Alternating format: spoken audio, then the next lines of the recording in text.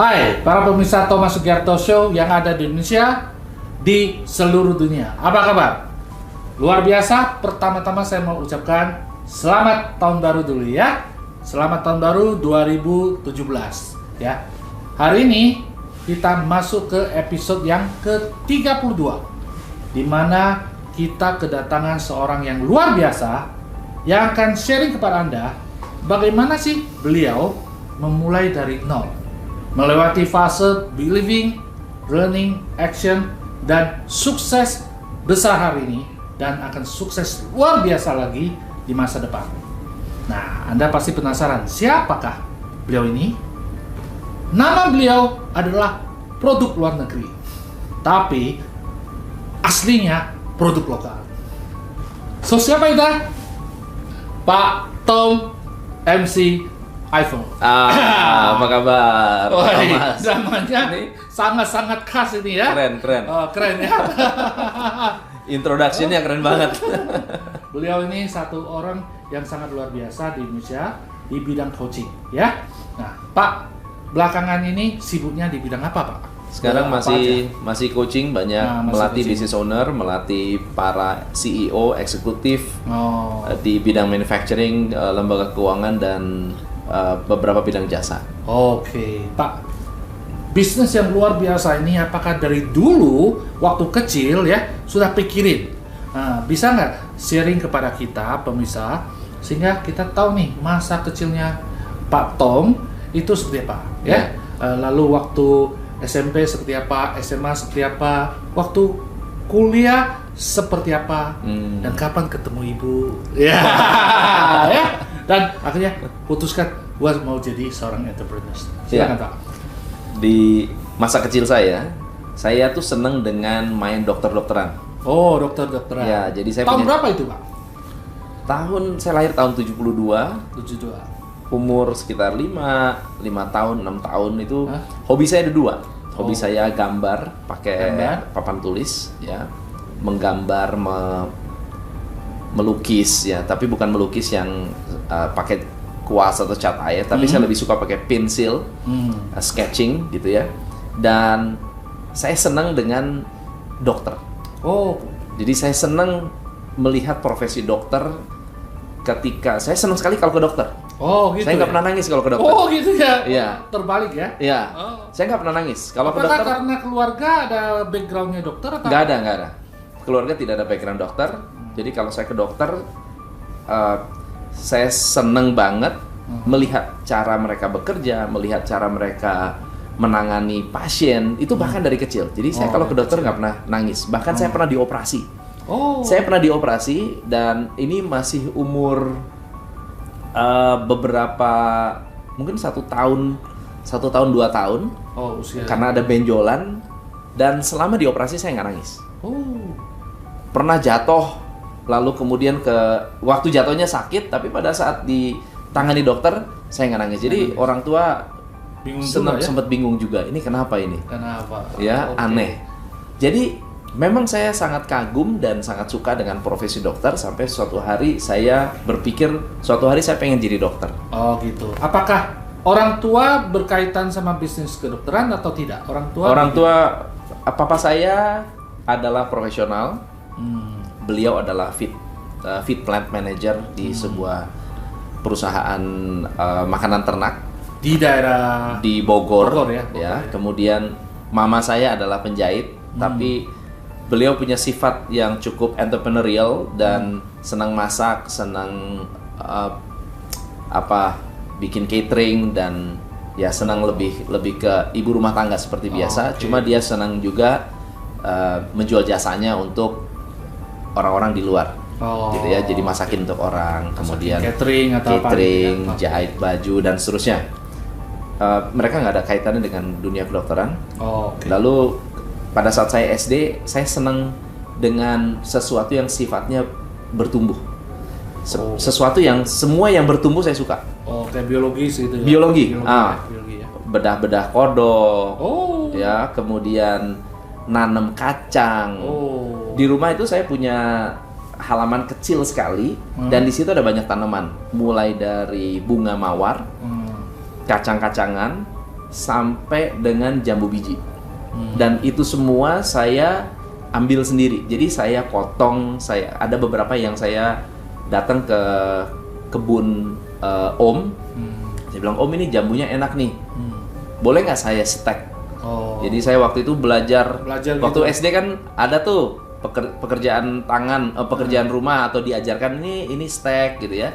Jadi saya nyetek sendiri, kemudian dibungkus, diikat sampai dia tumbuh akar, lalu saya potong, saya pasang di rumah. Segala sesuatu yang bertumbuh saya suka. Kalau SMA? SMA adalah masa bandel-bandelnya saya. Di SMA saya pernah terancam tidak naik kelas. Oh iya? Ya, jadi kelas 1 lumayan, kelas 2 parah banget. Nah, kelas 3 saya bisa turn around. Bisa turn around. Lalu masuk kuliahnya di daerah mana, Pak? Saya kuliah di Jakarta di Jalan Juanda. Di situ ada satu tempat namanya St. Mary's College. Terkenalnya itu lembaga untuk atau sekolahnya sekretaris. Iya. Saya tadi lagi mikir ya. Ini kan St. Mary kan saya kok bisa masuk ke situ? Banyaknya sekretaris. Cuma mereka punya semacam divisi atau tempat untuk jurusan yang fokusnya adalah airline business. Jadi saya ngambil airline business. Kalau orang tanya, kamu sekolah di mana? Oh, St. Mary's. Wah, banyak ceweknya ya. Dan itu benar, banyak ceweknya. Oh gitu. Apakah ketemu ibu juga di situ? Nah, kebetulan waktu itu masih blow on. Jadi nggak mikirin soal cewek. Apa tuh? Saya mikirnya sekolah hanya gitu ya. Sekolah saya mau kerja. Kenapa waktu itu bisa pikir masuk ke airline business? Nah, jadi waktu SMA, mama saya bilang begini, Tom, mama nggak bisa nyokolain kamu terlalu jauh dan terlalu tinggi. Jadi kamu harus cari sekolah yang bisa membuat kamu bisa langsung kerja. Setelah bekerja, kamu mau ngapain terserah. Jadi saya waktu itu punya satu filosofi seperti ini. Saya punya pikiran seperti ini. Saya mau kerja secepat-cepatnya. Saya mau cari uang secepat-cepatnya supaya saya bisa memilih sekolah manapun yang saya mau, belajar dimanapun yang saya mau, dan belajar apapun yang saya suka. Jadi sekolah itu atau kuliah itu hanya gateway buat saya dapat pekerjaan. Dan memang kekuatan goal itu luar biasa, kekuatan mimpi itu luar biasa. Sebelum lulus saya sudah dapat tawaran dari banyak tempat dan saya sudah bekerja bahkan sebelum terima sertifikat. Jadi waktu mahasiswa udah mulai kerja mahasiswa saya masih sekolah, saya sudah bekerja dan diizinkan untuk bisa bekerja meskipun saya masih sekolah.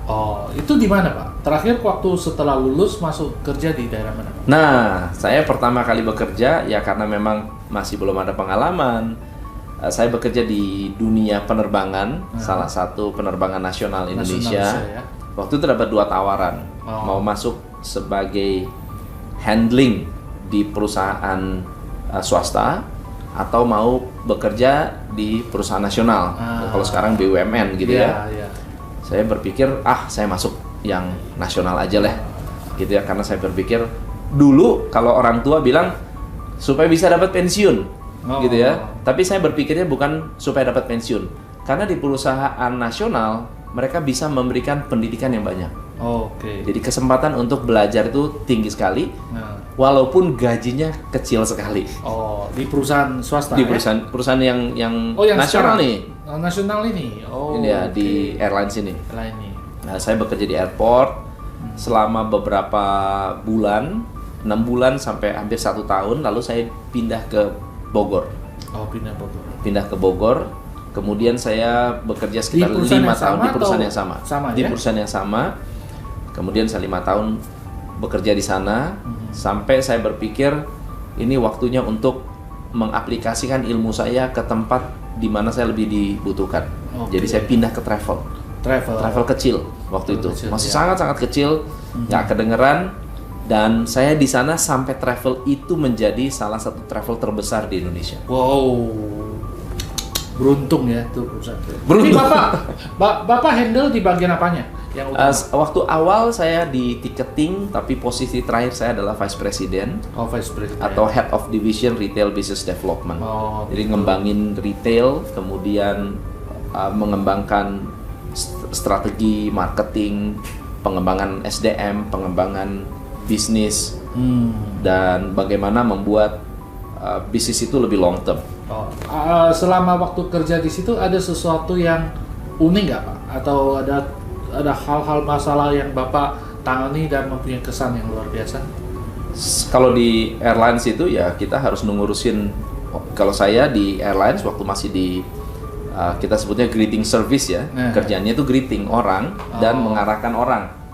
Ya banyak hal yang saya lakukan sih, tapi yang paling berkesan adalah saya paling sering ngurusin orang sakit sebetulnya. Oh gitu. Ya. Kalau yang waktu yang terakhir? Yang terakhir saya yang paling berkesan adalah saat kena krisis moneter. Krisis moneter. Jadi tahun 98 saya bekerja di sana. Pas saya masuk kantor itu lewatin Grogol, Trisakti, dan saat penembakan Trisakti itu saya ada di situ. Di situ. Dan di momen itu saya mulai berpikir juga bahwa ternyata bisnis itu sangat rentan. Krisis dikit, demo dikit, sejak saat itu Indonesia sangat-sangat rentan. Ada sakit dikit, ada kena SARS dikit, ada bom Bali, itu gampang sekali untuk terpengaruh, gampang sekali untuk jatuh. Dan disitulah saya berpikir gimana caranya supaya bisa lebih mandiri. Nah, apa yang paling berkesan di waktu itu Pak? Yang satu kasus berkesan dan Bapak bisa atasi atau keluar dari kondisi menjadi lebih baik. Ya, dan apa yang Bapak lakukan? Ya, saat 98 itu saya dan tim lah ya. Dan tim sempat mengatakan begini, ini kita krisis nih. Kalau saya tidak melakukan sesuatu yang berbeda, kita harus lay off pegawai. Ya, karyawan harus di lay off semua, harus dikurangi. Lalu saat itu si bos saya waktu itu panggil saya, lalu kemudian dia katakan begini, kita nggak bisa mengurangi pegawai, itu bukan policy kita. Meskipun boleh dikatakan hampir agen-agen di luar sana sudah mulai mengurangi pegawai. Kita harus melakukan sesuatu yang berbeda. Justru pada saat Krismon kita melakukan marketing besar-besaran. Ini berarti lawan arus umum ya? Lawan arus. Di situ kita melakukan satu terobosan. Karena waktu itu yang namanya travel itu identik dengan jalan-jalan ke luar negeri dengan tour. Jadi full service. Makan ditanggung, semua transport, bus, ada tour leader segala macam, semuanya ditanggung. Tapi saat Krismon nggak ada yang berangkat tour. Dan kita harus membuat sesuatu yang sifatnya affordable, bisa dijangkau dan harganya murah meriah. Dan keluarlah sebuah paket namanya Jahe. Jalan-jalan hemat. Nah, jalan-jalan hemat kita buat, lalu kita promote programnya, pameran, bikin marketing, semua yang kita jalankan adalah melawan arus. Saat orang lain tidak beriklan, kita beriklan. Saat orang lain tidak mau pameran, kita pameran. Saat orang lain tidak pasang spanduk, kita pasang spanduk. Saat orang lain tidak sebar brosur, kita sebar brosur. Saat orang lain tidak ada kerjasama dengan media, kita kerjasama dengan media. Dan jadi melakukan banyak hal yang sifatnya keluar dari mainstream ya? Keluar dari mainstream dan keluar dari zona nyaman kita. Karena kita harus bayangkan saat customer tidak bisa beli, kita marketing. Saat daya beli tidak ada, kita melakukan sesuatu yang istilahnya ekstrim, tidak dilakukan oleh orang pada kondisi normal. Bahkan kalau ditanya sama konsultan bilang penghematan. Ini malah terbalik ya? Malah keluar uang gede-gedean. Karena ini yang lain tiarap, kita berdiri, kita yang kelihatan. Betul. Ya? Oke, Pak. So, bagaimana ceritanya bisa dari pekerjaan itu Bapak loncat menjadi seorang pebisnis di bidang coach, Pak? Ya, tahun 2002 adalah tahun terberat yang 2002. Saya rasakan ya. Tahun 2002 itu sangat-sangat berat. Tahun 2001 perusahaan kami masuk IPO, jadi cukup bagus, ya sehat. 2001, 2002 ada bom Bali. Nah, tahun 2002 bom Bali itu adalah tahun yang terberat karena kalau tahun 9/11 yang kena adalah orang pergi ke luar negeri, ada banyak travel ban. Lalu kemudian tahun 2001 kena SARS, ya flu yang Singapura, Hong Kong, semua Asia itu kena. 2002 Bali kena. Itu berpengaruh besar. Jadi bom Bali itu mempengaruhi kita dengan sangat serius karena ya kalau liburan mau kemana lagi? Singapura udah nggak bisa. Ke Eropa travel ban, visa susah. Kemudian mau ke Amerika, waduh itu lebih berat lagi. Kemudian mau ke Asia, SARS, kena flu. Indonesia kena Bali. So gimana? Nah disitulah momen titik terendah kita dan tanggung jawab saya waktu itu adalah di sales and marketing. Dan posisi saya mungkin setara dengan GM lah saat itu ya, karena saya membawahi banyak sekali outlet dan saya harus bisa memikirkan gimana caranya mereka bisa survive. Sangat berbeda dengan tahun 98 saat krisis, semua orang ya istilahnya yang besar itu mengurangi pegawai, kita marketing. Nah sekarang mereka udah ngerti taktik dan strategi kita. Jadi kalau kita lakukan marketing, mereka marketing lebih kenceng lagi. Berarti ubah lah. Nah ini strateginya udah harus berbeda. Jadi saat itu saya belajar yang namanya guerrilla marketing. Ya, dari buku ya Pak ya? Dari buku, dari J. Abraham, dari Brad Sugars, dan ada ratusan strategi guerrilla marketing yang saya implementasikan dan saya tahu mana benar mana salahnya. Mana yang efektif, mana tidak efektifnya. Nah, ceritanya adalah setelah Bapak pelajari ini, kenapa akhirnya Bapak putuskan keluar? Nah, jadi setelah 2002 saya implementasi, tahun 2004-2005 saya ikut sebuah workshop. Saya ikut sebuah workshop dan workshop itu dihadiri oleh pengusaha-pengusaha, business owner, pengusaha kecil, pengusaha menengah, ada lawyer, bahkan ada pengusaha mall, kemudian ada orang-orang yang memiliki bisnis-bisnis seperti bimbingan belajar. Di situ saya satu kelas tuh sama mereka tuh. Ada yang punya ekspedisi dan belajar tentang bisnis. Dan yang menarik adalah sebagian besar dari mereka mungkin sangat jauh pengalaman, istilahnya pengalaman banting tulangnya, trial and error-nya di bidang bisnis. Jadi mereka banyak sekali lebih go with the flow dan tidak punya strategi bisnis sama sekali. Itu yang memicu Bapak. Itu yang saya perhatikan, ini kok sayang banget ya. Ini satu di sisi saat itu sih saya tidak melihat satu opportunity, tapi saya merasa ada keprihatinan. Ini prihatin nih. Kenapa? Karena saya merasakan sekali ketika perusahaan krisis, kita harus korban nomor satu adalah karyawan. Karena saat itu saya karyawan. Korban nomor satu karyawan. Kalau karyawan sudah mulai harus di lay off, keluarganya udah pasti kena. Kalau keluarganya kena, berarti ke belakangnya udah pasti susah lah. Itu yang memicu Bapak. Itu yang memikirkan saya harus bantu business owner supaya mereka bisa survive, bisa berkembang, bisa sukses, mensejahterakan karyawan, mensejahterakan keluarga, mensejahterakan Indonesia. Itu yang memicu Bapak. Itu yang memicu saya. Bagus sekali. Nah, pemirsa, kita akan masuk ke sesi kedua di mana Pak Tom memutuskan ya keluar dari pekerjaan dan menjadi seorang entrepreneurs, membantu. Kata kuncinya adalah membantu konsumennya dalam arti pebisnis sehingga bisa keluar dari krisis dan menyelamatkan bisnis, menyelamatkan masa depan dari karyawan. Kita akan kembali sejenak setelah iklan berikut ini.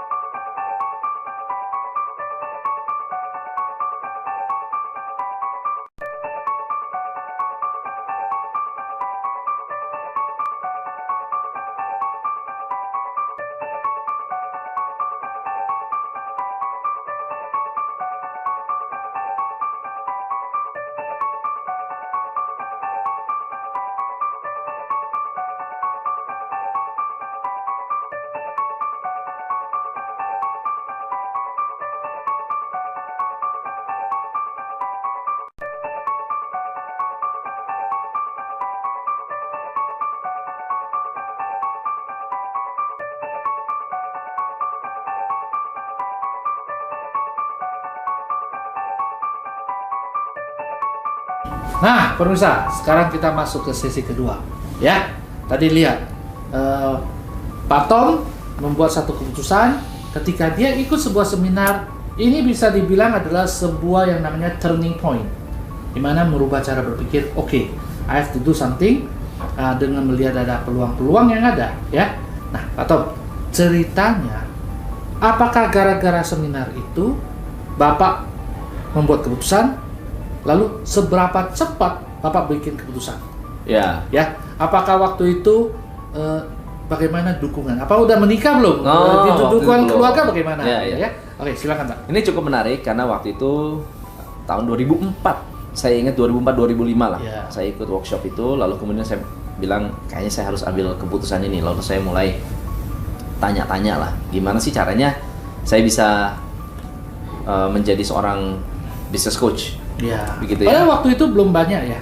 Belum tren kan? Belum ada. Tapi karena saya sudah baca bukunya Brad Sugars, jadi saya udah ngerti itu. Ada tuh dunia bisnis coach. Ada tuh profesi ini gitu ya. Dan akhirnya saya mulai ngobrol-ngobrol lah dengan teman-teman yang ada di dunia bisnis coaching yang membawa ke Indonesia, dan itu adalah timnya Brad Sugars. Waktu itu saya bilang, gimana sih caranya supaya saya bisa jadi coach? Dan, oh ya bisa, kamu harus investasi, kamu harus disekolahkan lagi, harus ikut pendidikan, harus di training selama 3 bulan, selama 1 tahun kamu harus belajar, dan seterusnya lah. Oke, biayanya berapa? Oh, biayanya mahal banget. Jadi saya pikir saya nabung 10 tahun aja kayaknya nggak akan cukup. Ya? Nabung 10 tahun nggak cukup. Dengan penghasilan saya waktu itu, dengan income saya saat itu, kayaknya nggak memungkinkan. Saat itu masih kerja? Masih kerja. Tapi kemudian tahun 2006 saya katakan it's time. Saya udah harus masuk ke dalam alam saya bilang saya udah harus jalan. Gimana caranya? Saya minta dukungan orang tua. Saya bilang, "Mah, saya mau keluar nih." Dari mana? Dari perusahaan. Hah? Kamu gila? Kaget ya? Dengan posisi segini, dengan fasilitas begitu, apapun, wah ditanggung semuanya, udah enak. Ngapain kamu keluar? Kamu nih orang gila apa? Gitu ya? Saya bilang, saya punya visi yang lebih gede lagi. Saya bilang, saya punya cita-cita yang lebih besar. Saya ingin bantu banyak pengusaha. Kamu tahu apa bantuin pengusaha? Gitu. Ya saya tahu banyak lah. Saya bilang, saya mengalami krisis berkali-kali dan saya terbukti melewati krisis itu selalu bisa ngelewatin krisis. Pengalaman saya di sana, dan menurut saya hidup saya penuh dengan krisis, dan selalu lewat dari krisis itu dengan dan siap untuk setiap kali mengelima krisis, setiap kali ngalamin krisis selalu keluar jadi pemenang baru gitu. Selalu menang sesuatu yang orang lain mungkin pikir ini krisis, tapi saya keluar dengan sesuatu yang luar biasa. Dan akhirnya mama bilang, ya udah oke, apa yang mau dibantu? Saya bilang, saya perlu uang, saya perlu dana. Berapa uangnya? Saya sebut nominalnya. Gede amat, bayarnya pakai apa? Dia bilang gitu. Akhirnya mama bilang, ya udah deh, saya percaya kamu karena selama ini kamu nggak pernah ngecewain. Ya udah, akhirnya saya menggadaikan rumah orang tua. Oke, nih pemirsa ya. Jadi bayangin ya, beliau mempunyai satu visi keyakinan bahwa ini loh jalan yang harus saya lalui. Dan sesuatu yang baik di depan umumnya tidak ada yang gratis. Harus ada satu keberanian untuk investasi. Apakah itu duit, waktu, pikiran, usaha, bahkan perasaan. Tapi karena Pak Tom yakin dengan apa yang dia mau lakukan, bukan cuma dia taklukkan diri sendiri untuk ambil keputusan, dia juga bisa taklukkan kepada orang tua dan minta bantuan orang tua untuk lakukan ini sampai gadaikan rumah. Ya, tapi karena Pak Tom percaya bahwa beliau bisa, ya, sehingga lakukan itu. Oke, next. Apa yang terjadi setelah gadaikan itu? Perasaannya gimana? Cari dong ke bank kemana, lihat, wah ini penghasilannya nggak cukup, begini, sampai ada satu ketika ketemu dengan sebuah bank dan di refer oleh orang bank yang nolak saya, gitu kan. Dan itu juga sebetulnya yang men-trigger saya untuk punya lembaga keuangan. Nantinya ya. Kita simpan dulu. Jadi saya ditolak. Nggak bisa, ini tidak bankable. Mohon maaf, ini nggak bisa. Wah, ini asetnya begini. Wah, rumahnya gangnya terlalu kecil, jalannya terlalu sempit, kita nggak bisa. Waduh, gimana ya? Sampai akhirnya dia bilang ini, Pak, saya ada referensi kan Bapak ke bank ini dan satu bank dan bank lain, dan saya mendapatkan referensi ke bank NISP. Ini saya sebut brandnya karena menurut saya dia sangat berjasa. Oh iya ya. Dan sampai dengan hari ini saya adalah nasabah NISP yang sangat-sangat loyal. Lalu kemudian pas saya ke cabangnya, dan bukan cabang di pusat, pas ke cabangnya, ketemu dengan salah satu saudara saya. Saudara saya istrinya sepupu saya bukan bekerja di sana, kebetulan sedang bekerja di Bank NISP, kebetulan sedang ditugaskan di sana. Saya sendiri nggak tahu dia kerja di situ. Tom, kok di sini? Iya, aku lagi begini. Oh iya, nanti kita. Kebetulan dia kepala cabang. Kepala cabang di cabang tersebut sedang tidak ada di tempat, sedang cuti, dia menggantikan posisinya. Lalu kemudian, kamu ngapain? Saya ceritakan, saya bisnisnya begini, mau begini, planningnya begini, dan seterusnya. Saya nggak cerita, yang saya tidak ceritakan adalah bahwa setelah saya mendapatkan pinjaman uang itu, saya akan resign dari perusahaan. Jadi bisa bayangkan. Kalau ngomong pasti nggak keluar. Kalau ngomong pasti langsung, wah, kamu nanti dapat duit dari mana untuk bayar cicilannya? Gitu ya? Yang saya nggak ceritakan itu. Oh ya, kamu penghasilannya begini, Oh iya. Coba deh kita coba bantu ya. Akhirnya dibantu dan akhirnya keluar. Dan yang menarik adalah hari ini uang bank keluar, 2 hari kemudian saya harus terbang ke Amerika.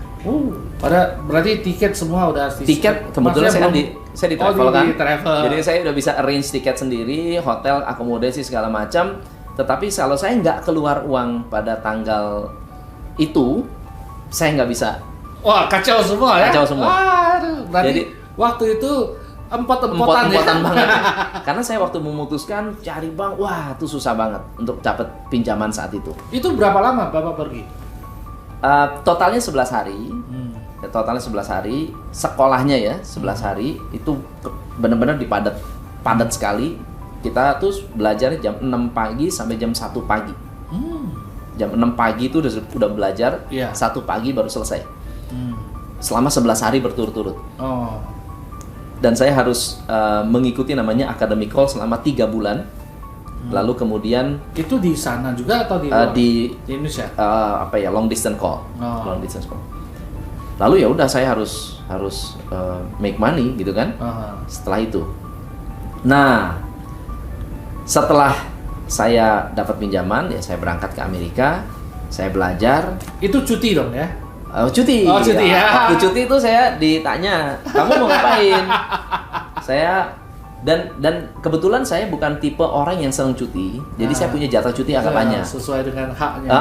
Saya punya jatah cuti agak banyak. Saya bilang, Pak, saya mau cuti. Mau cuti kemana? Saya mau ke Amerika. Oh ya, mau ngapain ke Amerika? Memang kebanyakan cuti saya selama bekerja itu saya jarang pakai untuk jalan-jalan.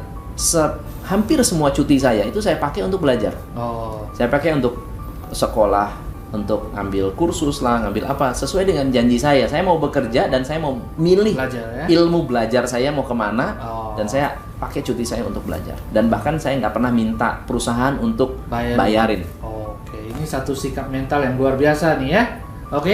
Nah, kenapa Pak Tom lakukan adalah karena dia tahu ini investasi pada diri saya, bukan ke perusahaan. Jadi nggak berhak kita bebankan ke perusahaan. Dan ini satu hal yang sangat penting adalah tentang integritas. Ya Pak ya. Next Pak. Lalu kemudian saya bilang saya mau cuti. Cuti ngapain? Saya mau ngambil kursus bisnis. Hah? Kursus bisnis? Di Amerika? Di mana? Diceritain, ada begini, gini. Ngapain kamu belajar kayak begitu? Saya bilang, ya suatu hari ini investasi untuk saya. Berapa biayanya? Saya sebut biayanya. Hah? Mahal amat gitu kan? Gila, kamu bayar pakai apa? Saya cerita, apa adanya. Saya bilang saya gadein rumah orang tua begini. Terus gimana kamu bayar? Ya pasti ada jalan lah, saya bilang. Dan 2 bulan setelah itu, jadi waktu itu bulan Agustus saya berangkat ke Amerika. Lalu saya bilang sama bos, waktu itu saya belum bicara apa-apa. setelah saya pulang, lalu saya coba-coba untuk istilahnya double job. Sabtu Minggu saya melakukan coaching, tapi kemudian saya berpikir ini bukan satu hal yang menyenangkan buat saya, karena saya nggak mau meskipun saya tidak mengambil waktu kantor, tapi saya merasa saya menduakan pikiran saya. Lalu saya bilang saya harus resign. Dan bos saya bingung banget. Bisa dikatakan kamu nih tangan kanan saya. Ngapain kamu resign? Istilahnya karir kamu tuh depan mata udah jelas banget. Ngapain kamu resign? Saya bilang, wah saya nggak bisa Pak. Saya harus resign. Saya punya cita-cita umur 30 kalau saya nggak punya usaha sendiri, saya harus jadi GM. Dan umur 28 saya udah jadi GM. GM yang membawahi banyak manajer. Tetapi kemudian saya punya goal yang kedua. Umur 35, kalau saya nggak jadi direktur, saya harus punya usaha sendiri. Dan saat itu usia berapa? Saat itu 34. Oh 34, jadi berarti udah lewat yang pertama itu yang pertama saya udah lewat, umur 28 saya udah dapat kepercayaan yang cukup besar. Tapi umur 34, saya putuskan untuk saya harus punya usaha sendiri. Ya udah akhirnya saya resign dan saya menjalankan coaching business.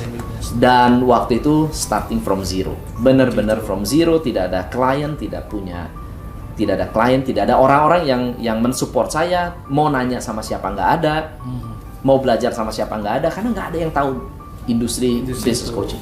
Nah, so yang menarik dalam hal pertama kali Bapak bisa dapat klien itu setelah beberapa usaha gitu. Nah, pecah telurnya gitu. Pecah telurnya terus terang saya diberi kepercayaan oleh waktu itu Pak Herman Susanto untuk menangani salah satu klien di sana. Dan itu misalnya limpahan lah. Itu klien pertama saya. Tapi saya merasa ini kayaknya tidak memuaskan. Kenapa? Karena itu kan masih part time waktu itu ya. Tidak full time.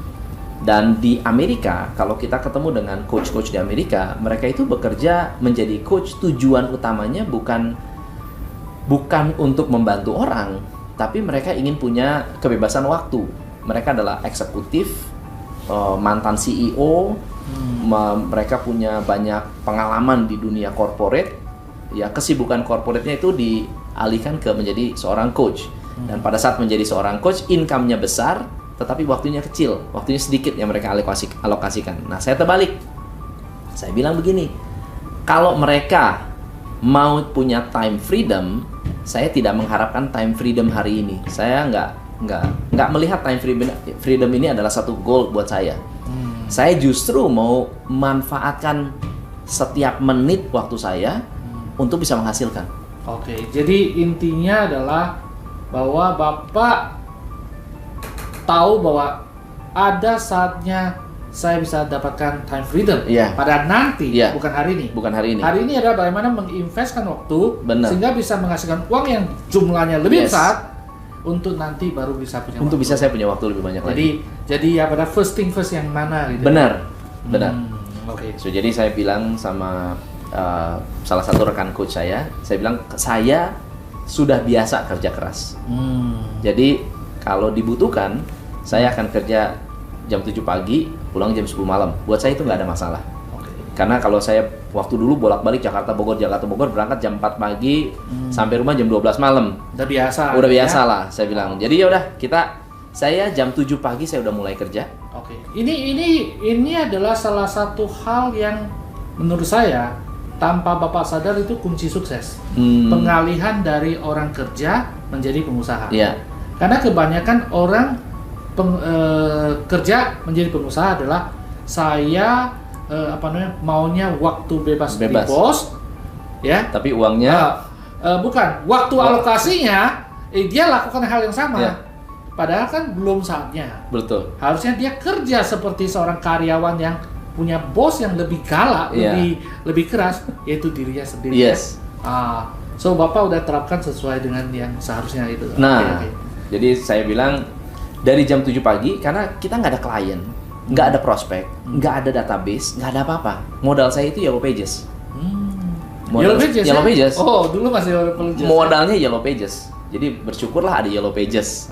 Gitu. Jadi saya telemarketing, telepon sendiri, jalan-jalan. Setiap kali ketemu bisnis, saya selalu memperkenalkan, hai saya Tom dari, saya adalah seorang business coach. Saya melihat bisnis Bapak begini-begini, mau nggak saya bantu? Jadi saya door to door ketemu orang, saya cerita tentang bahwa bisnis ini bisa dibantu loh. Dan ya bersyukur dari 20 orang, ya awalnya 20 orang yang saya ngomong, 20 orang nggak ada yang percaya gitu ya. Dari 30 orang yang saya ngomong, paling satu percaya, satu mau ngobrol, satu mau kenal, mau tahu lebih jauh, dan akhirnya ya bisa jadi klien. Itu awal-awalnya. Nah, di masa-masa itu kan kadang-kadang orang kan bisa menjadi bawa perasaan gitu ya. Kok saya dulu duduk, bos datang, pintu dibukain, tiba-tiba sekarang saya harus ngemis. Mobil disupirin. Nah, bagaimana Bapak atasi perasaan itu? Ya, memang ada muncul ya? Mungkin agak sedikit berbeda karena saya nggak melihat privilege itu adalah privilege-nya saya, itu privilege-nya kantor, jabatan saya. Hari ini saya menjadi pengusaha, saya punya impian yang berbeda, goal yang berbeda, tujuan yang berbeda.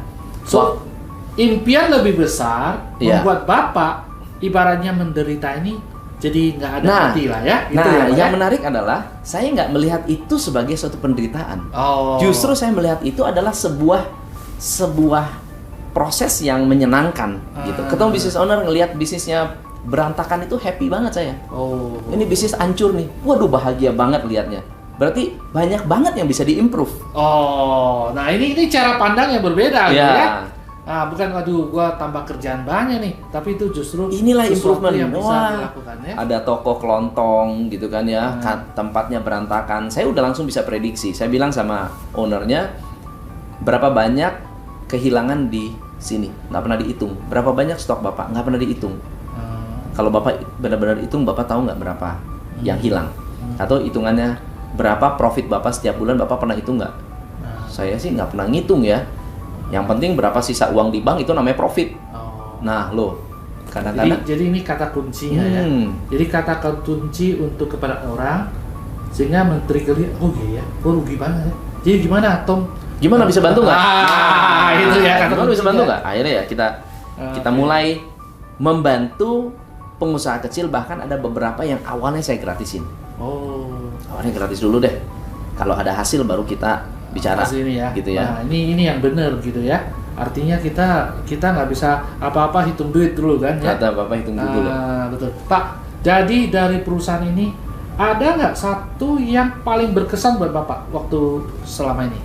Yang paling berkesan? Yang paling berkesan adalah ketika saya menangani sebuah bisnis keluarga yang menurut saya cukup menantang. Bisnisnya adalah bimbingan belajar, dan itu adalah limpahan dari coach lain yang kemudian mengatakan, kamu deh yang tanganin, saya kayaknya udah mulai mentok nih. Udah, akhirnya saya coaching, dan mereka dari bisnis yang biasa mereka bisa franchise-kan sampai menjadi salah satu bimbel yang cukup terkenal dan besar di Indonesia saat ini. Dan itu saya bilang itu adalah kita harus belajar dari mentalitas mereka sebagai leader, sebagai business owner, mau belajar, nggak pernah berhenti belajar, dan terus-menerus mencari hal yang lebih baik lagi, cari hal yang baru lagi, dan akhirnya membuat mereka menjadi berkembang. Oke, Pak. Jadi sekarang business coach Bapak itu menangani bidang-bidang apa aja? Hampir semua bidang kita tangani. Mulai dari public speaker, ada public speaker yang top di Indonesia, itu kita coaching juga. Ada manufacturing, kemudian arsitek, kontraktor, developer, property agent, perbankan, lembaga keuangan, multi finance, macam-macam, koperasi. Yang spesifik, yang lebih spesifik, yang utama, yang sebetulnya kita utamanya hampir, jadi kita punya tiga level program. Ya, 3 level program. Level pertama adalah untuk startup business. bisnis-bisnis yang memang baru mulai, yang masih kecil lah skalanya, yang memang membutuhkan fondasi. Jadi kita coaching untuk membentuk fondasi mereka supaya mereka bisa naik lebih kencang lagi, bisa bertumbuh dan berkembang. Nah, ada bisnis-bisnis yang sudah established tapi nggak bisa berkembang. Nah, kita punya growth plan untuk mengcoach bisnis mereka. Jadi kita bisnisnya fokusnya di sales and marketing, mengembangkan orangnya, mengembangkan cara berpikir mereka, strateginya, kemudian bagaimana mereka bisa menembus pasar-pasar baru, itu di growth, business growth. Nah, yang ketiga adalah operation excellence. Operation excellence adalah program untuk bisnis-bisnis yang sudah lebih kompleks.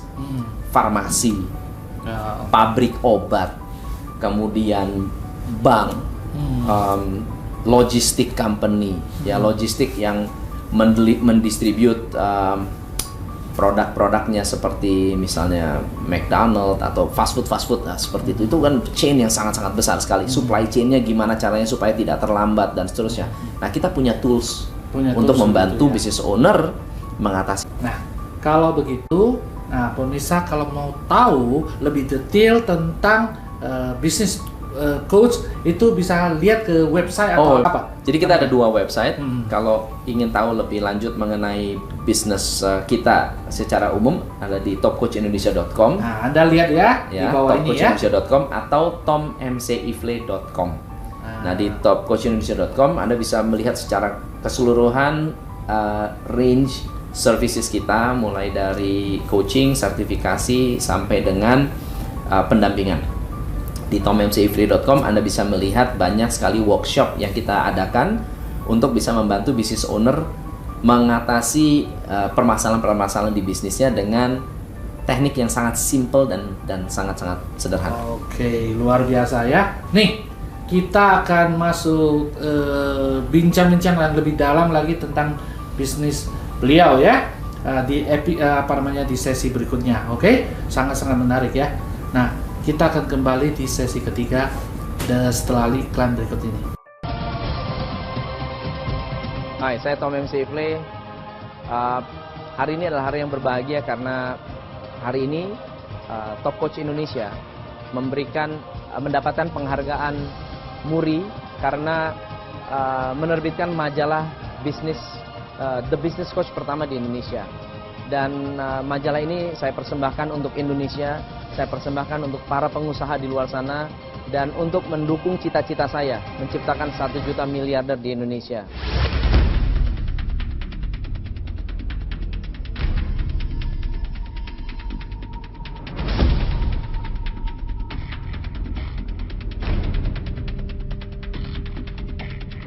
Apalagi mitosnya, Lean hanya bisa dipakai untuk bisnis manufacturing, ya Pak ya? Yes. Tapi kenyataannya, Anda akan melihat bisnis yang non-manufacturing menggunakan Lean dan sangat-sangat sukses. Everything in your organization that you're doing, am I adding value? If you're not adding value, don't do it. Ada orang bilang, garbage in, garbage out. Betul nggak? No. Garbage in, garbage stay. Thing has a place, and it should be in its place. Nowhere. That is final.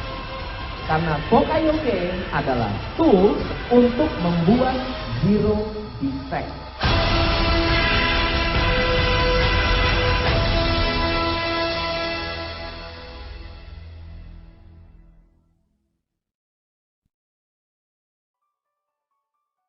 Nah, pemirsa, kita kembali lagi ke sesi ketiga ya sekarang ya. Nah, kita mau tahu nih Pak Tom, begitu banyak kerjaan, begitu banyak bisnis yang dia lakukan. Nah, pertanyaan adalah bagaimana beliau kelola uang dan waktu. Tom, dengan begitu banyak range pekerjaan yang harus Bapak tangani, bagaimana Bapak kendalikan waktu? Dan bagaimana Bapak memandang tentang yang namanya uang? Oke. Silakan, Pak. Kalau waktu ya, waktu itu kita tidak bisa kendalikan. Ya. Kita harus mengendalikan diri, bukan mengendalikan waktu. Oh gitu ya, waktu jalan terus ya. Waktu jalan terus. Kita bisa nggak ngendalin diri. Karena sekarang ini banyak sekali namanya time waster. Time waster itu adalah apalagi di zaman apa ya, zaman teknologi sekarang ya, ada gadget, ada email, ada kita bisa browsing, nonton video dan seterusnya. Itu semua adalah alat yang paling pas untuk membuang waktu kita percuma, gitu ya. So kalau kita mengendalikan waktu, tapi kita tidak mengendalikan diri, maka waktu itu akan habis percuma juga. So kita harus bisa mengendalikan diri, itu yang. So kuncinya adalah kendalikan waktu menggunakan kontrol pengendalian diri untuk mengendalikan waktu. Jadi kalau saya menggunakan waktu, saya bagi 4. Saya punya 4 komponen waktu.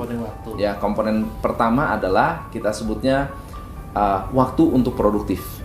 Atau kita sebutnya revenue producing activity.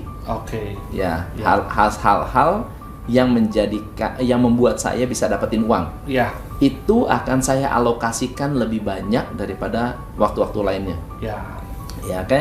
Lalu kemudian adalah saya punya waktu untuk me time. Saya harus punya waktu untuk me time. Me time itu ngapain sih?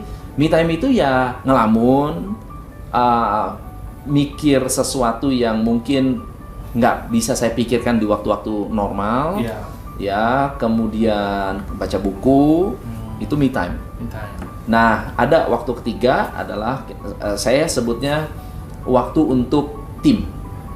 Waktu untuk mendevelop orang, waktu untuk mendevelop karyawan kita. Jadi saya biasanya meeting, ya, komunikasi dengan mereka, lalu kasih update ke tim, kasih idea baru ke mereka, lalu tanya ada isu apa, kadang-kadang coaching tim. Itu saya alokasikan waktu juga. Dan ya basically waktu yang terakhir adalah waktu entertainment. Saya butuh waktu untuk entertainment, sosialisasi, tetap ada nonton, ya, kemudian ya ngobrol dengan ngopi-ngopi sama teman dan seterusnya. Itu semua adalah waktu yang saya alokasikan. Jadi 4 kuadran itulah yang saya pakai. Apakah itu ada satu struktur yang jelas setiap minggunya, Pak? Ya, kalau untuk hari-hari ya, kalau hari biasanya malam pasti saya pakai untuk baca buku sedikit. Saya baca buku atau saya nonton video yang memang menurut saya sangat penting untuk saya pelajari. Ada masalah, kemudian saya cari idea, saya cari inspirasinya dari video-video atau dari audio. Kemudian kalau pagi saya alokasikan waktu untuk anak.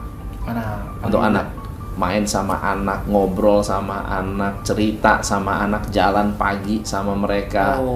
Kemudian tetap bisa akomodasi semua. Iya. Pastilah pagi-pagi anak pasti ke kamar saya. Terus kita cerita-cerita, ngobrol-ngobrol, ngajarin mereka nyanyi, ngajarin mereka bukan baca sih karena anak saya masih kecil-kecil. Jadi ajarin mereka sesuatu yang baru, binatang-binatang, warna-warna, lalu saya ajak jalan pagi. Pas jalan pagi, ajak mereka cerita, papa tuh ngapain di kantor, ya kamu tuh nanti kalau udah besar mau jadi apa, meskipun nggak ngerti ya saya ajak ngobrol aja. Tapi itu bisa masuk ke alam bawah sadar itu. Mestinya sih bisa masuk. Ya, pulang, mandi, makan, kadang-kadang ajak mereka minum kopi juga. Ajak mereka ngopi di luar. Biasa gitu ya. Lalu kemudian saya kerja. Saya kerja. Nah, biasanya kerja saya pasti ikut briefing tim, briefing pagi dengan tim. Setiap hari kita ada briefing pagi. Lalu kemudian saya mulai coaching. Nah, kalau udah mulai coaching, udah saya nggak bisa diganggu tuh. Udah nggak bisa diganggu. Telepon pun susah dihubungi. Kalaupun telepon ya silahkan di SMS, tapi saya akan reply setelah selesai coaching. Nah, setelah itu ya sore ketemu anak-anak lagi, tanya hari-harinya mereka seperti apa, makan malam bareng-bareng. Ya kadang-kadang nemenin mereka istirahat, tidur gitu. Ya, baru saya kerja lagi. Maksudnya bukan kerja. Ini adalah sesuatu yang sangat diinginkan banyak orang. Ya. Tapi belum sempat. Gitu ya. Bapak udah dapatkan satu karunia Tuhan yang luar biasa. Thank you. Banyak teman-teman udah berangkat pagi-pagi, pulang malam-malam, nggak ada waktu kayak gitu. Nah, pandangan Bapak tentang uang bagaimana? Nah, uang itu adalah uang ini punya dua dua cara pandang. Siapa? Yang pertama adalah uang nggak bisa dikejar. Uang nggak bisa dikejar. Uang nggak bisa dikejar. Ini pandangan baru nih ya. Uang tuh nggak bisa dikejar karena kita harus membuat uang bekerja untuk kita. Itu yang penting. Kalau persepsi ini kita ngejar uang, orang yang ngejar uang akan selalu merasa miskin. Oke. Jadi makin dikejar, kita makin merasa miskin, makin merasa kekurangan. Kita harus merasa cukup, maka uang itu akan tertarik ngikut kita. Oke. Merasa cukup dulu. Wah, ini filosofi tinggi nih. Filosofi tinggi. Jelaskan lebih detail nih supaya pemirsa memahami. Jadi misalnya gini ya. Contoh, Pak. Contoh ya. Saya tidak bisa berubah dengan saya punya banyak uang. Banyak orang berpikir kalau saya ngejar uang, saya bisa tambah kaya. Saya bisa tambah dermawan. Saya bisa tambah sayang istri, sayang anak. Oke, itu kan banyak persepsinya seperti itu. Tapi sebetulnya uang tidak bisa mengubah apa-apa, hanya memunculkan keaslian kita. Oke. Jadi kalau kita adalah orang yang ketakutan atau takut kehilangan, makin banyak uang makin takut kehilangan. Oke. Kalau kita nggak sayang istri, makin banyak uang makin nggak sayang istri. Kalau kita waktu nggak punya uang, itu ketutup tuh. Tapi begitu ada uang, kelihatan aslinya. Oke. Jadi misalnya kalau saya orangnya pelit, makin banyak uang makin pelit. Oh gitu ya? Makin banyak uang makin pelit. Karena harus ada dasarnya. Benih itulah yang apa ya? Kita sebutnya di-magnify oleh uang. Uang itu memagnify diri kita yang sesungguhnya. Nah, bahkan kata kaya itu sendiri, banyak orang berpikir kaya itu selalu judulnya adalah uang. Ya, kalau menurut saya kaya itu adalah segala sesuatu yang tidak bisa ditukar dengan uang.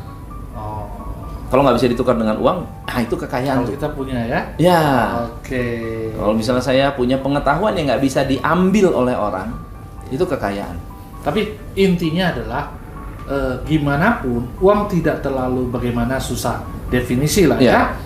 Tapi kalau perlu nangis, lebih baik nangis di BMW daripada di bajai gitu kan.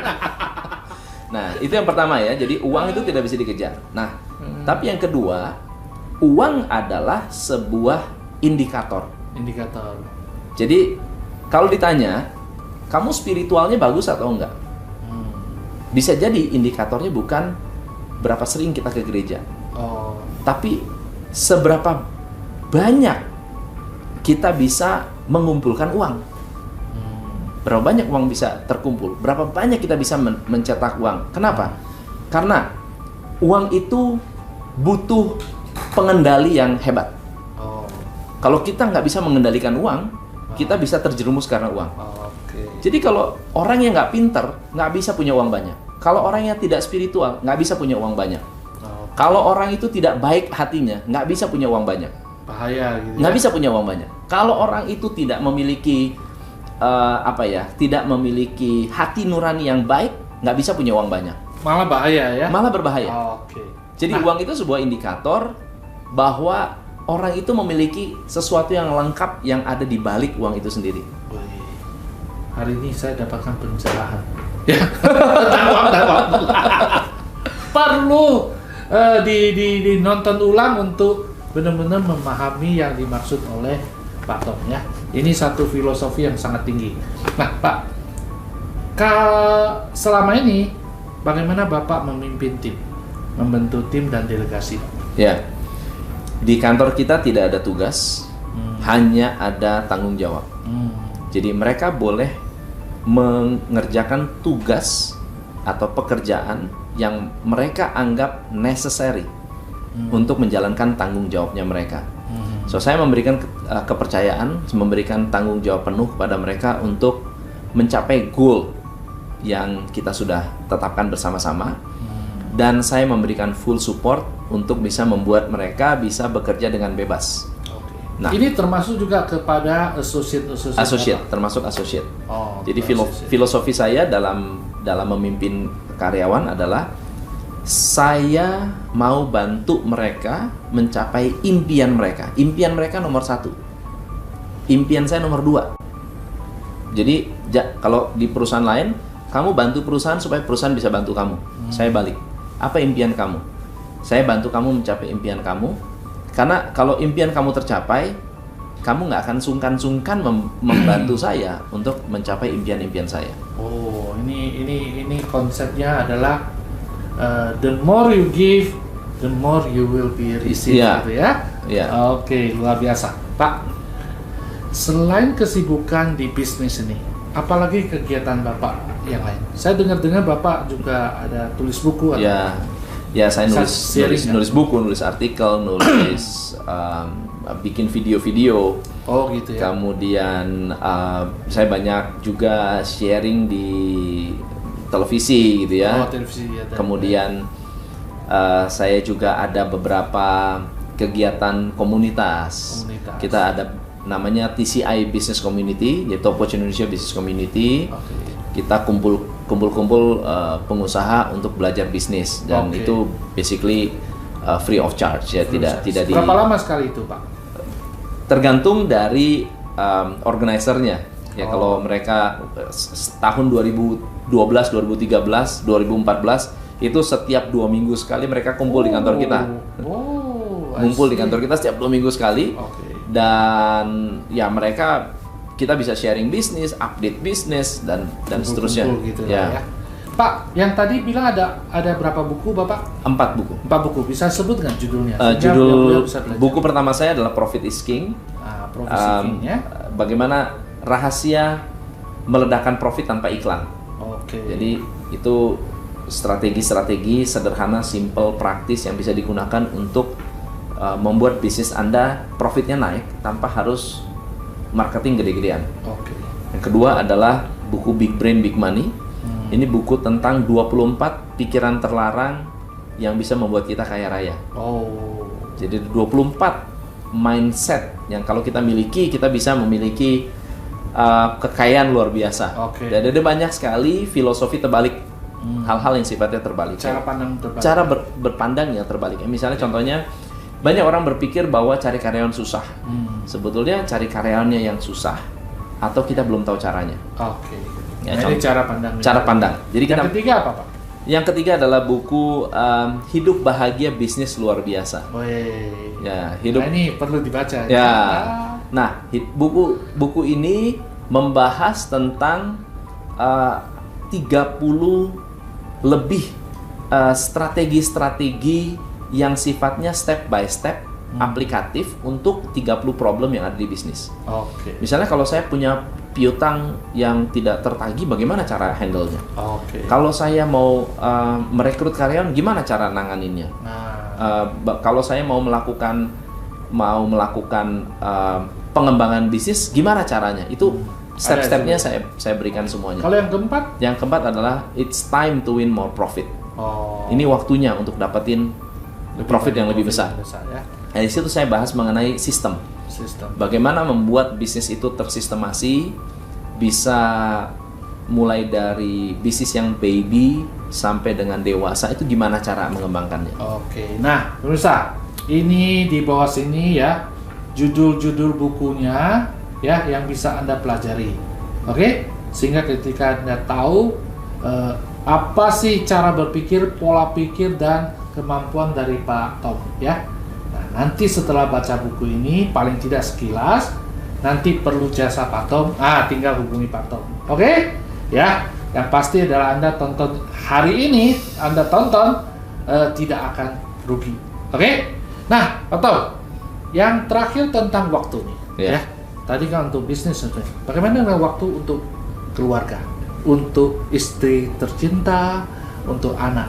Ya, memang kalau untuk anak dan istri, saya mengalokasikan waktu kira-kira ya Sabtu Minggu untuk mereka.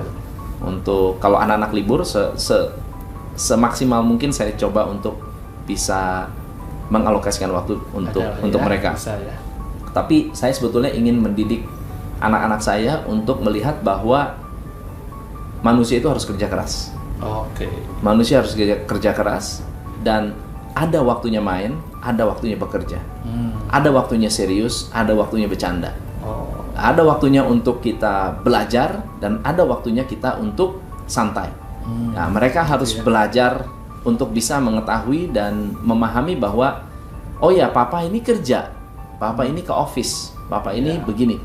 Dan mereka juga namanya anak ya, anak saya masih 2 tahun. Dan kadang-kadang kalau saya satu aja Pak ya? Anak saya ada 3. Oh 3. Yang pertama kembar, yang kedua perempuan. Yang pertama itu 2 tahun, kembar. Yang kedua baru 1 perempuan, tahun, ya? baru 1 tahun, belum 1 tahun, 8 bulan, 8 bulan sampai 9 bulan, 10 bulan, Berbahagia 10 lah ya. bulan. Berbahagia ya. Nah, saya yang kembar ini mereka dekat banget dan mereka mengharapkan saya bareng sama mereka terus. Saya bilang kamu harus tahu bahwa kita mama papa bekerja. Nah, kamu harus belajar. Nah, meskipun nangis, kalau dikasih pengertian ya mereka bisa paham juga. Luar biasa sekali. Nah, pemirsa, kita udah dengar ya bahwa untuk sukses ada saatnya kita harus first thing first yang mana, ya. Tidak bisa misalnya mau jadi seorang pengusaha di awal-awal, tapi Anda mau duit ada banyak, tapi nggak mau ada alokasikan waktu yang banyak untuk bekerja. Harus Anda alokasi waktu banyak dulu, baru duit ada banyak. Nah, saatnya sudah banyak bisa dikembangkan, baru bisa nikmati yang namanya waktu bersama keluarga. Oke, kita akan kembali di sesi keempat. Kita mau tahu sesuatu yang khas, sesuatu yang unik dari Pak Tom. Ya, sebentar lagi ya.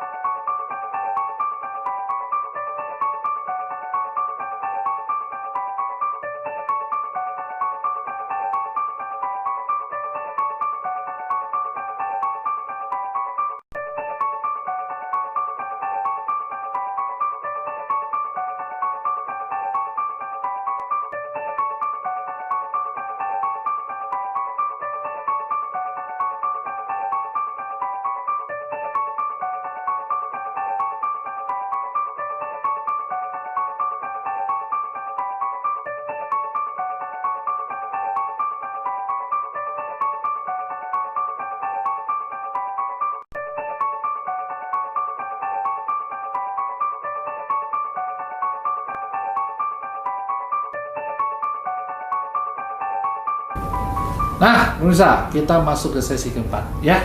Ini sesi kita tahu nih sebuah keunikan dari Pak Tom itu, Pak. Pak Tom, saya dengar waktu Bapak memulai bisnis ya, ada sebuah kondisi yang Bapak ubah ya, yang menyangkut kacamata. Boleh nggak cerita itu? Nah, ini cerita lucu ya. Oh, cerita ini cerita lucu karena pada saat pertama kali saya mulai menjadi seorang business coach. Umur saya masih sangat, menurut saya masih ya muda-muda banget, enggak, umur 30-an. Jadi wajah saya ini kelihatannya baby face. Kurus, baby face. Orang pasti pikirnya ini umur 28, 25. Kalau saya tanya umur berapa? Kalau sekarang saya ketemu orang bilang, wah ini pasti umur 30-an, 35 gitu. Wah, bayangin umur 34 mereka pikir saya masih 20-an, 28, 25 begitu.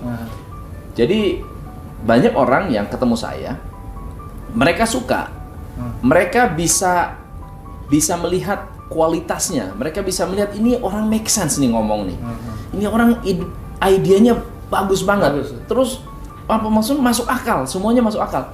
Tapi gue nggak percaya nih mukanya nih, karena casingnya ya, ini casingnya nih kayaknya terlalu tunggu nggak mungkin. Orang tuh zaman dulu tuh konsultan umur 50, 60 itu udah keren banget. Nah, sekarang ini umur ABG kayak begini mana bisa nggak sih? Karena klien saya umurnya 50, 60 jadi mereka sudah sangat-sangat senior banget gitu. Nah, so Bapak gimana ngakalin? Jadi Dalam arti saya pikir positif ya, berarti saya harus mengubah sesuatu nih. Saya pakai jas, tetap aja jas kadang-kadang kedodoran gitu ya. Kalau saya pakai kumis nggak cocok, jadi saya pakai kacamata. Meskipun waktu itu saya matanya masih belum minus, nggak minus nggak plus, pakai kacamata. Gitu jadi ya? cerita kacamata itu gara-gara saya harus menampilkan diri seperti seorang yang tua, expert, pengalaman, dan mature, kelihatan tua dikit, gitu. Jadi harus ada sesuatu yang orang mau percayalah nih udah tua, matanya udah rusak. Kelihatannya bisa ini mata rusak gitu ya, ini masih harus ya. Banyak baca gitu ya. Akhirnya saya pakai kacamata meskipun saya belum minus. Dan akhirnya ya udah, pas saya udah benar-benar minus, ya saya udah terbiasa dengan pakai kacamata. Luar biasa lucunya. Pak, ada nggak saya dengar nih, Bapak sering-sering dimanapun ya, bawa gadget, baca sesuatu. Apa sih yang Bapak baca? Apakah itu memang berita atau apa? Ini ciri khas, jadi kemana-mana saya bawa sesuatu. Ini dia. Ini isinya nggak ada musik, nggak ada game, yang ada hanya audiobook dan video-video. Jadi isinya adalah knowledge dan sumber daya yang bisa saya gunakan untuk saya belajar. Jadi setiap kali ada waktu luang, nunggu di airport, nunggu di bus, nunggu di taksi, itu saya akan nonton video atau dengar audiobook. Ini kunci sukses beliau ya. Jadi bisa tangani begitu banyak bisnis, beragam masalah, itu bukan karena dari sononya tiba-tiba ala kadabra gitu ya, gitu ya, tapi ada karena belajar. Ya. Luar biasa, kalau dalam keseharian ada hal-hal yang tidak update di sini, karena ini kan ilmunya ilmu lama nih. Ya. Jadi saya belajar dengan YouTube. Saya belajar dari YouTube untuk hal-hal yang sifatnya jauh lebih update tentang teknologi, tentang internet marketing, tentang bagaimana cara mengembangkan, bagaimana kita lebih ekspansif di dunia digital begitu ya. Itu saya belajar dari yang lebih update, anak-anak muda jauh lebih update, dan banyak sekali YouTubers anak-anak muda, dan mereka bisa memberikan kita kalangan ya. Pak, apa rencana Bapak 5 tahun ke depan, 10 tahun ke depan, Pak? Karena ini kan di dunia digital kan ya. 5-10 tahun ke depan. Kalau 5 tahun ke depan, saya melihat bahwa kalau rencana saya di bisnis sendiri, di coaching bisnis sendiri adalah kita kan mengembangkan lebih banyak associate coach. Dan perbedaan dari Top Coach Indonesia dengan mungkin bisnis coaching lainnya adalah kami mensertify orang untuk memiliki business tools. Jadi seperti Lean Manufacturing, Six Sigma, TRIS, kemudian Malcolm Baldrige. Kita mensertify coaches kita untuk bisa memiliki atau menjalankan sebuah tools, sehingga, dan itu adalah world class tools. Tools yang sudah tidak dipertanyakan lagi. Bukan pengalaman saya. Kalau saya katakan, kamu saya kasih, wah ini pengalaman saya sangat terbatas. Ya umur saya baru sekarang 44, 45 lah. Dan kehebatan saya hanya dibatasi itu. Tetapi Top Coach Indonesia adalah organisasi yang mensertify orang-orang yang ingin belajar business tools yang lebih advance. Men-certify. Kita bisa ya? men-certify. Oh. Kita adalah accredited company untuk Six Sigma, Lean Manufacturing, kemudian TRIS level 1. TRIS itu adalah ilmu problem solving ala Rusia. Oh. Problem solving inovatif dari Rusia. Jadi kalau Anda punya cuma Amerika ya? Bukan Rusia Amerika, juga, ini ya? Rusia. Dan saya belajar di Oxford untuk bisa mengatasi problem-problem yang bisa dikatakan belum ada solusinya. Dan itu bisa kita solve. Ya. Nah, jadi mereka bukan belajar ilmu saya. Kalau belajar ilmu saya terbatas. Dunia, ya? Tapi belajar ilmu yang dikenal oleh dunia dan sudah proven membuat Motorola sukses, membuat GE sukses, membuat Honeywell sukses, membuat McDonald sukses, itu adalah toolsnya. Oke. So itu adalah yang kita lakukan saat ini. Dan yang kedua adalah saya mengembangkan lembaga keuangan. Ada lembaga keuangan yang diperuntukkan untuk bisnis-bisnis yang tidak bankable atau yang masih sangat-sangat kecil dan membutuhkan modal untuk usaha. Jadi saya menyalurkan dana seperti itu. Apakah cuma salurkan atau Bapak Kedepannya kita akan menjadi venture capital, menjadi venture capital untuk bisa memberikan pendanaan sekaligus juga kita involve di bisnisnya mereka dan membuat bisnis itu berkembang secara luar biasa dengan pendanaan dan permodalan yang kita berikan. Jadi ada bisnis yang secara prospek bagus tapi manage-nya kurang, Bapak bisa injeksikan dana sekaligus bimbing jalan bersama-sama. Betul. Ya. Wah, ini bukan cuma kasih duit tapi juga ilmu sehingga bisa sukses bersama. Yes. Ya? Wih, luar biasa. Pak, dari perjalanan hidup Bapak ya yang luar biasa ini, apakah ada benang merah tentang yang namanya konsep believing, learning, action? Ya. Konsep believing, learning, action ini menurut saya sangat-sangat bagus sekali. Karena kalau saya nggak percaya bahwa saya bisa jadi dokter, mungkin saya nggak jadi dokter bedah, tapi saya bisa jadi dokter bisnis. Selalu ada jalan untuk ke arah sana. Tapi yang kedua adalah kita bukan hanya percaya dan yakin, tapi kita cari jalan. Yaitu dengan belajar dan gagal. Nah, kadang-kadang orang menganggap bahwa wah, saya gagal di sini, saya gagal di sana. Saya merasa gagal. Saya boleh merasa bahwa saya nggak pernah merasa gagal. Karena gagal atau belajar? Iya, karena buat saya proses gagal itu adalah satu paket dengan pembelajaran. Kalau nggak gagal ya nggak belajar. Kalau saya nggak jatuh ya saya nggak bisa berdiri, nggak bisa lari, gitu ya.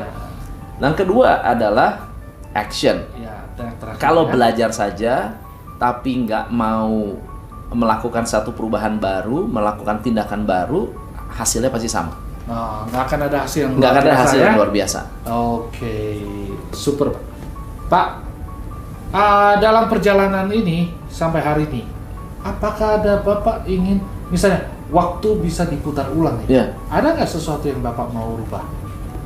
Atau Bapak syukurin dengan apa yang ada? Kalau waktu bisa diputar ulang, memang kalau bisa saya menjalankan apa yang sudah saya jalankan kembali. Kalau saya bisa menghidupkan kembali waktu, saya akan menjalani apa yang saya sudah jalankan. Nggak ada yang mau saya rubah. Ya? Kan menurut saya kehidupan saya sangat-sangat indah, sangat-sangat menarik, sangat-sangat berwarna dan gitu ya? sangat-sangat disyukuri. Oke, Pak, ini terakhir ya untuk pemirsa yang masih muda nih. Apa saran Bapak untuk generasi muda supaya jadi seorang yang sukses di dunia bisnis manapun gitu, Pak? Untuk anak-anak muda ya, kita punya 4 fase dalam hidup. Ya, 4 fase ini harus diperhatikan baik-baik. Dan 4 fase ini tidak bisa di-skip.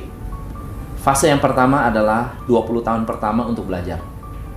Untuk belajar, untuk mencoba, untuk trial and error, untuk melakukan sesuatu kebodohan, silakan. Just do it.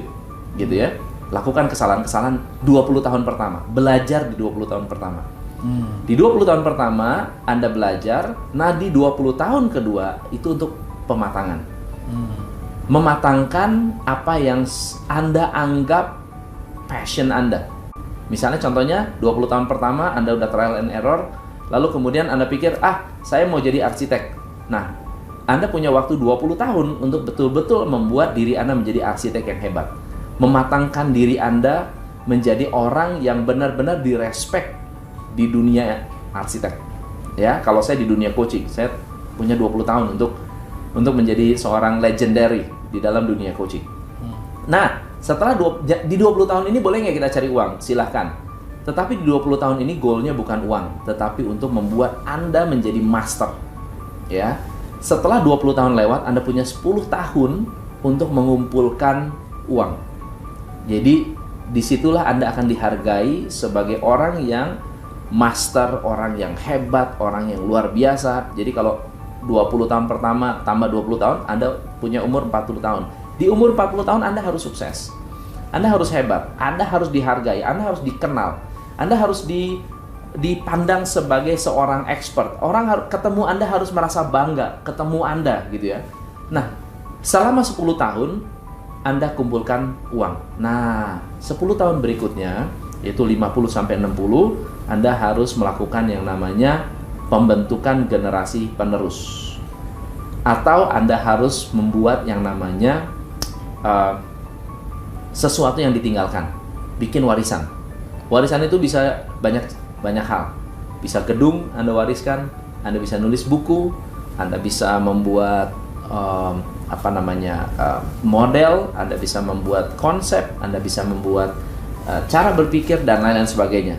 So 20 tahun pertama untuk belajar, 20 tahun kedua untuk membuat diri Anda lebih matang, 10 tahun untuk cari uang, 10 tahun untuk menciptakan generasi penerus.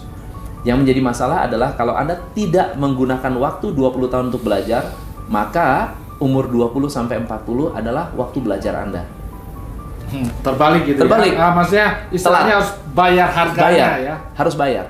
Nah, kalau 40 sampai 60 Anda belajar, berarti di umur 60 Anda baru bisa cari duit, nyari uang, ya mematangkan diri Anda lagi, cari uang yang lebih. Dan bahkan ada banyak orang yang bilang, wah ini kayak baru punya uang umur 80 tahun.